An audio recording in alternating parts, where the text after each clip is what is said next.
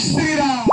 17 तारखेला 3 वाजता इतिहासामध्ये पहिल्यांदा ज्या नगर परिषदेचे नगराध्यक्ष होणार आहेत मिस्टर नगराध्यक्ष अजिंक्यराव पाटील पाटील कुटुंबाच्या प्रवेशानं महाराष्ट्रातली पहिली नगर परिषद जीपी निर्देशात यांच्या कृपेमुळे होणार आहे. ही मागणी बहुतेक आज अंकुशभाईंनी या कार्यक्रमाच्या माध्यमातून केली आहे. जय श्रीराम.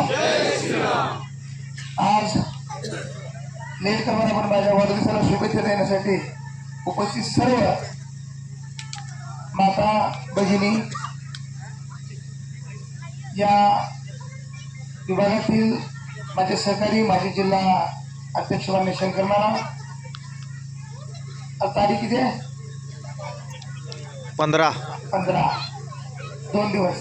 17 तारखेला 3 वाजता इतिहासामध्ये पहिल्यांदा ज्या नगर परिषदेचे नगराध्यक्ष होणार आहेत मिस्टर नगराध्यक्ष अजिंक्यराव पाटील माझ्यासोबत आलेले राजेंद्र बापू अवतडे काकू उपस्थित सर्व मान्यवर. एक मिनिट लागलं. मी सर्व माता भगिनींचा मनपूर्वक आभार मानतो की माझ्या वाढदिवसाला तुम्ही शुभेच्छा देताय. मित्रांनो, भारतीय जनता पार्टी ही एक तळागाळातील कार्यकर्ते असेल अंत्योदय असेल याचा विचार करणारी पार्टी आहे. या ठिकाणचा एकही व्यक्ती असा नाही ज्याला भारतीय जनता पार्टीचा लाभ मिळाला नाही. त्यामुळे योजना सांगायला किमान अर्धा पाऊण तास लागेल. या योजनेपेक्षा सगळं तर लाभ मिळतोय, परंतु किमान 10 किलोमीटर एरियामध्ये बघितला तर तुम्हाला कॉन्क्रीट रस्ते दिसणार नाही. 2014 पूर्वीचा भारत आणि 2014 नंतरचा भारत इतिहास काढला तर लहान मुलाला कथा होतील अशी परिस्थिती या 2014 नंतर भारताची होती. अनेक क्षेत्रामध्ये भारत प्रगती करतोय, कारण भारतीय जनता पार्टीचं काम करत असताना प्रथम राष्ट्र नंतर पार्टी नंतर शेवटी स्वतः हे ब्रीज घेऊन जाणारी पार्टी आहे आणि त्याचे ते आमचे सगळे कार्यकर्ते आहेत.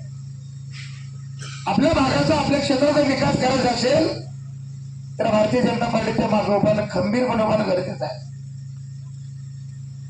आदरणीय राजन मालक व सगळा परिवार ज्या दिवशी भारतीय जनता पार्टीने प्रवेश केला तो अविस्मरणीय क्षण असा आहे की त्या दिवशी आम्ही सांगितलं की या पाटील कुटुंबाच्या प्रवेशानं महाराष्ट्रातली पहिली नगर परिषद जीपी निर्देशात यांच्या कृपेमुळे होणार आहे.